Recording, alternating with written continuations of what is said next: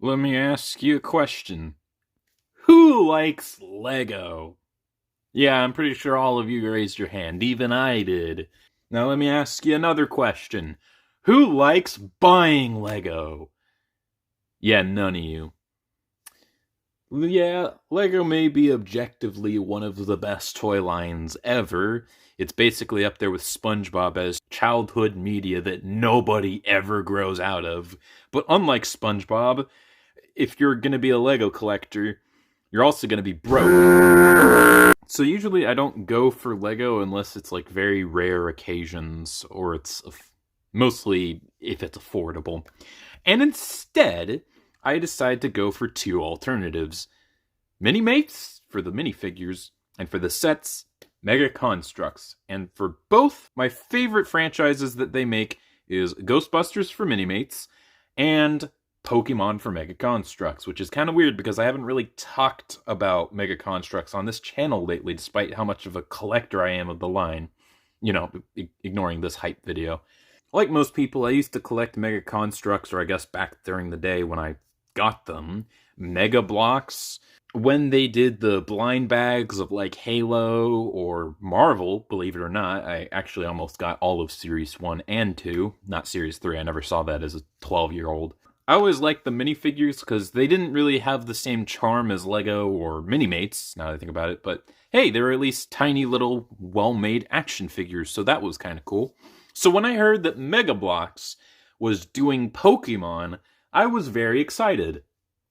Until I found out that they weren't making minifigures of the characters and instead brick-built sets. Which I didn't really like at the time. That was until I got the Scyther and realized that basically these are just very affordable model kits that you get for Pokemon. And that made me appreciate the line a whole lot more.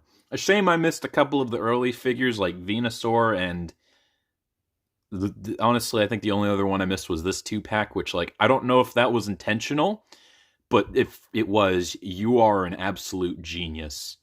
But yeah, I really like this line. And I think it's really ironic that Mega Bloks, or Mega Construx, whatever you want to call it, is doing Pokemon, because I think the relationship between Mega Construx and Lego is very similar to Pokemon versus Digimon. One of them is the most iconic brand of all time, and then the other is very successful, but most people don't like them because they're considered knockoffs instead of friendly competition.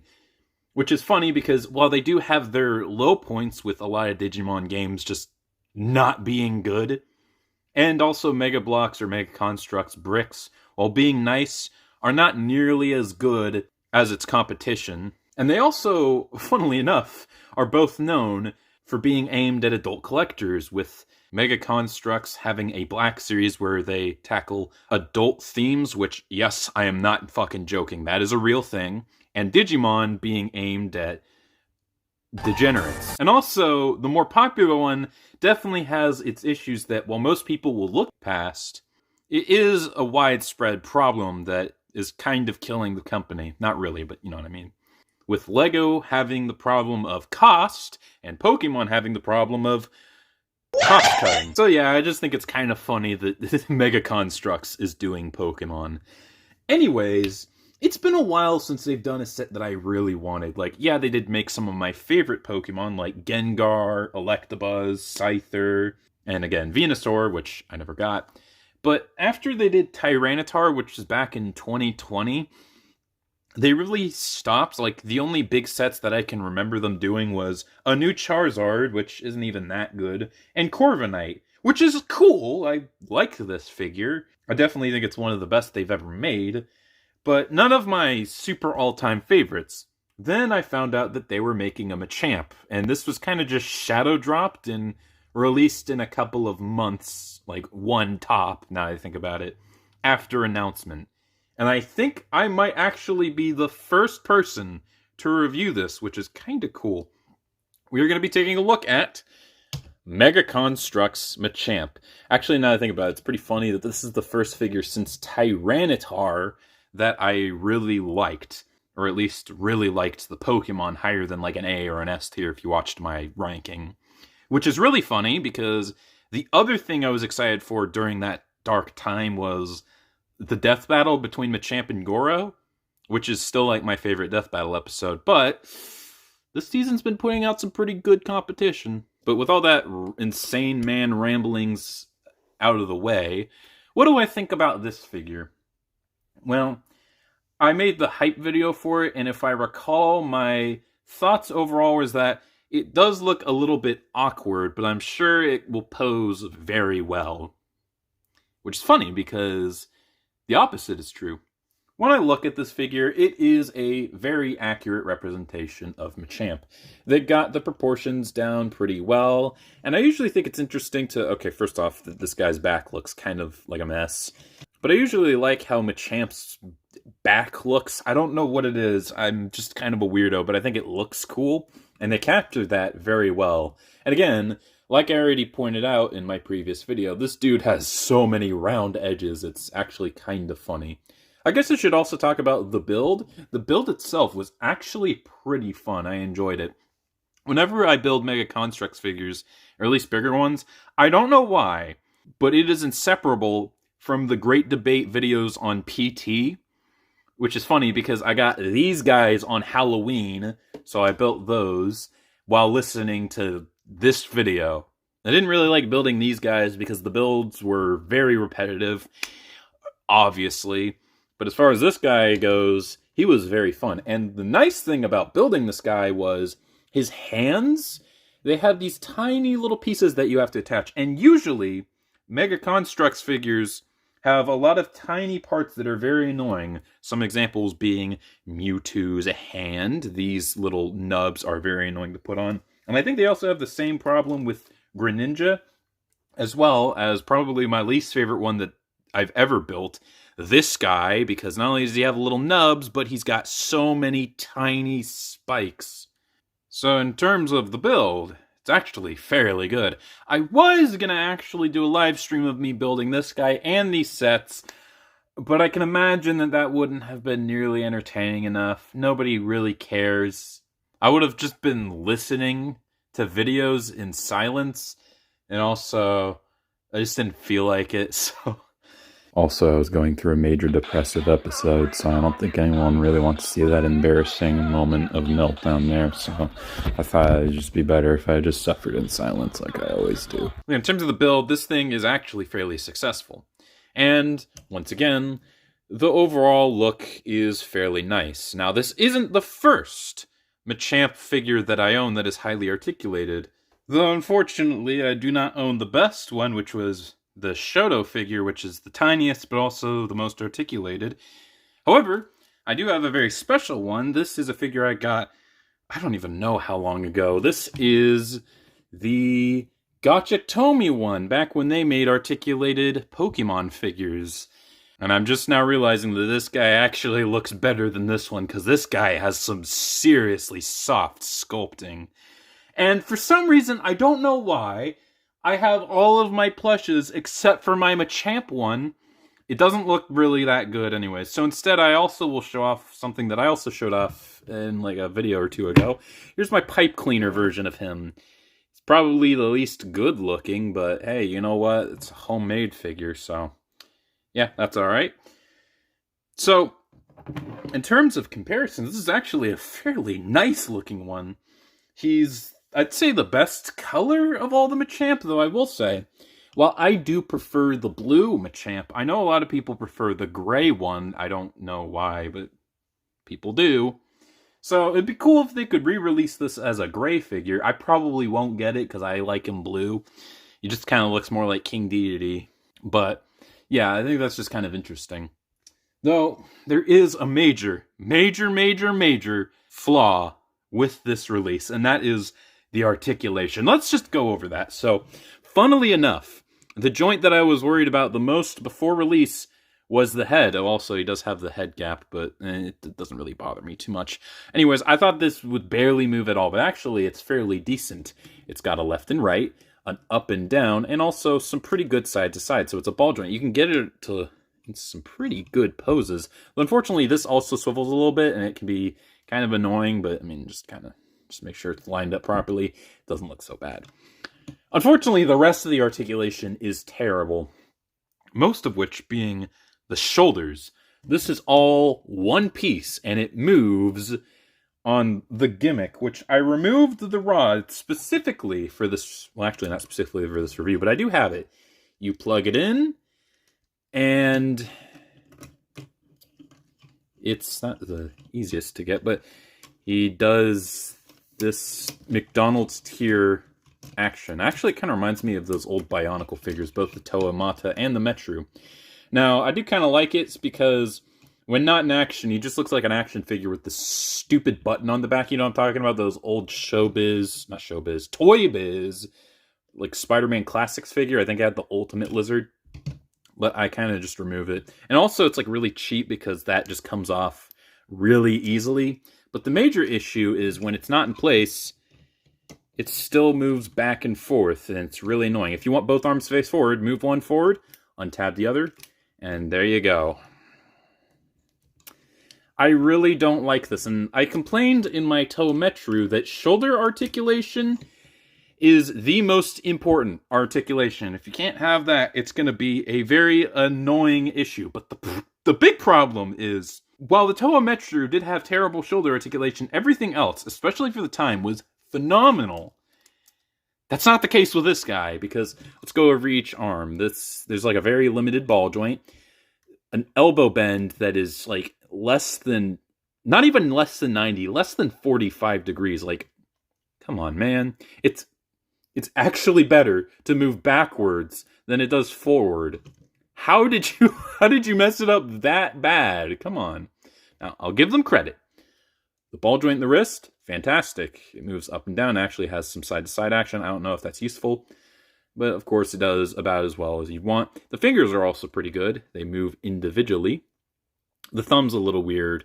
And also, I will say the hands, I'll give them credit, because I was not expecting how they do this guy or Incineroar, because Incineroar is the only Smash Pokemon that they haven't done yet. Because usually, when they do Pokemon, it's kind of awkward when it comes to the arms, because usually the arms are a lot scrawnier and they're made like this here Greninja.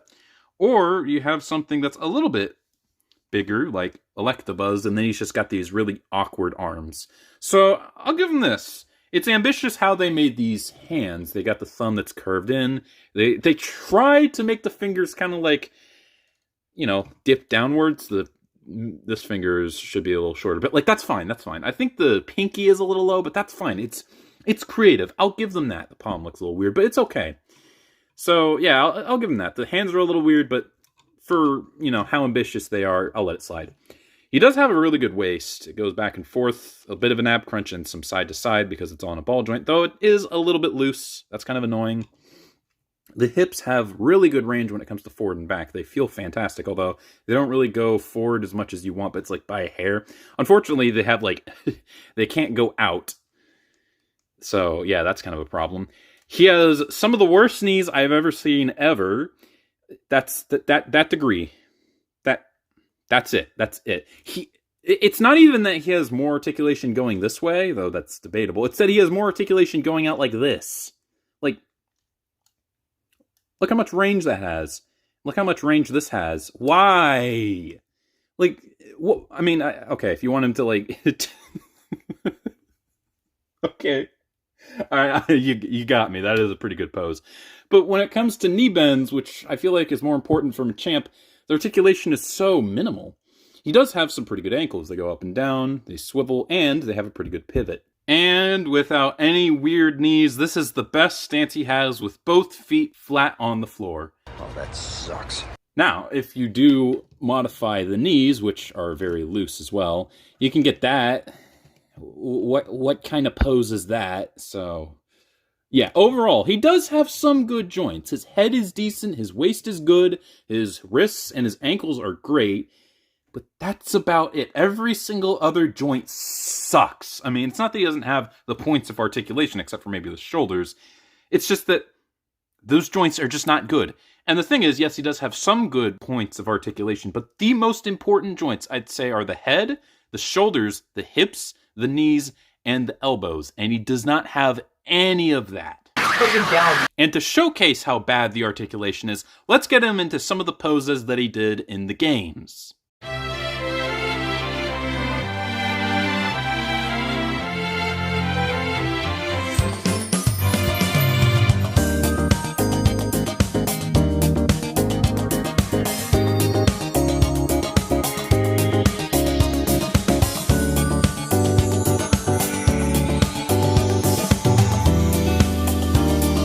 So yeah, he couldn't get a single one correctly except for that Colosseum pose. But Mr. T, it's only a Mega Construx figure. Who cares about the articulation? The articulation doesn't matter. It's Mega Construx. What were you expecting? A Figma? Yes. Listen, part of the reason I like these sets is not only because they're affordable, not only because they look good, but they pose fantastically. For a bit of an example, this Greninja has ridiculous articulation. His elbows are good, his shoulders are great, his hips are fantastic, his knees are fantastic, his ankles are fantastic. He even has individual toe and finger articulation. You cannot get better articulation than this guy's. I mean, shit. His main pose is ridiculously hard to get. Most figures I have can't do it, yet he can, and he's not an outlier. My Scyther is really well articulated. My Corviknight is a bird, yet he's really well articulated. Hell, even Mewtwo. He has no knees. None. But yeah, his articulation is so good otherwise. You know, he can't really bend his elbows, and unfortunately, as I'm showcasing this, the joints do have a tendency to pop off, but like his articulation is still fantastic.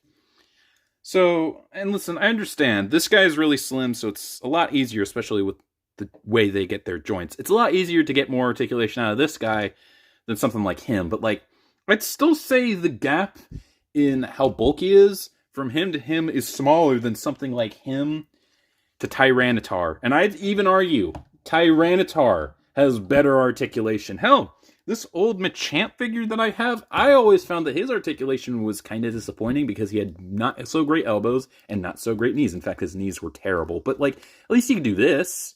At least he can... Okay, well, bad example. But, you know, I still say this guy's articulation is still pretty good, for at least in comparison to this one. It's just kind of a shame that this dude's articulation is not mediocre, but garbage.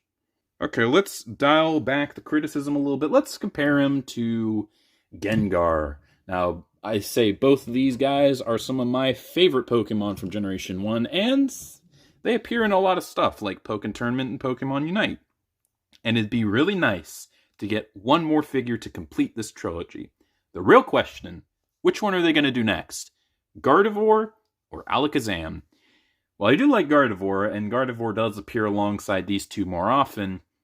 I do want Alakazam more because he's like up there as like one of my favorite Pokemon just ever. I've already said that. But he also has already had both Abra and Kadabra done in Mega Construx form. Here's my Kadabra. He's missing a toe. I don't know where it went, but like this, I don't really think this is a great figure. I think it's actually quite bad. And I also don't have an Abra. So, I mean, they could just re-release this guy, maybe improve him a little bit like they did with the Charmeleon. And then also release the Abra. I think they might have made a new Abra that's better alongside an Alakazam, and it would be awesome. I can definitely foresee a fantastic Alakazam coming out to round out both a trilogy of the Abra line and a trilogy of this. Though if they want to do Gardevoir first, hey, I don't mind. And here they are with Scyther and Electabuzz. These are also some of my favorite Pokemon from Generation 1. Now all they need to do is make Rhydon, make Alakazam, Golduck, and maybe Cloyster, and they got my favorite Pokemon from Generation 1 done. And I'm excited. I hope they do it. Also, I guess it's kind of nice to show off the comparison of size. I actually thought that Machamp was a little oversized, but these both are 4'11", whereas he's like 5'3". Now, funnily enough, Charizard is 5'7", but he's actually smaller than Scyther. Another reason why this isn't exactly a great release. So, for the most part, these are actually very well scaled. Machamp is the biggest of these four, as he should be. These two are about the same height, and as much as I like Electabuzz, he is kind of a short ass, so that's all well and good. Whatever you take away from this review, don't let it be that this guy isn't worth your purchase, because he absolutely is. He's a fun build, Machamp is a great Pokemon, and he does look great. It's just, unfortunately, he doesn't pose great, and, I mean, that is kind of a big reason why I like these figures. I mean, hell, even this Gengar, I mean, his legs are basically non-existent, but, like, he has functioning arms, he has functioning ears, which, I mean, he's just a giant ball with tiny little limbs, and I'd still say, well, he doesn't have as many joints. His joints are more useful than Machamp's, so, yeah. It's a good release and a good figure, but not exactly the best that Mega Construx is capable of. I know that this is a bit of an ambitious release and something new, something different, and I can respect that, but there are better figures out there, and unfortunately this guy did not live up to my expectations. A good release, but not exactly one of the best. Oh, and also I forgot to mention that he has this really dumb display stand that you build after you're done with Machamp. Other than the fact that his feet rest in this moss here, it's like it doesn't even really look good with Machamp. It's just kind of a generic grassy plain display stand. He doesn't plug in. It's just kind of useless. All right, we're done. Yeah, there you go. That's it. Bye. Come on. Wake up. It's time for school. Come on, man.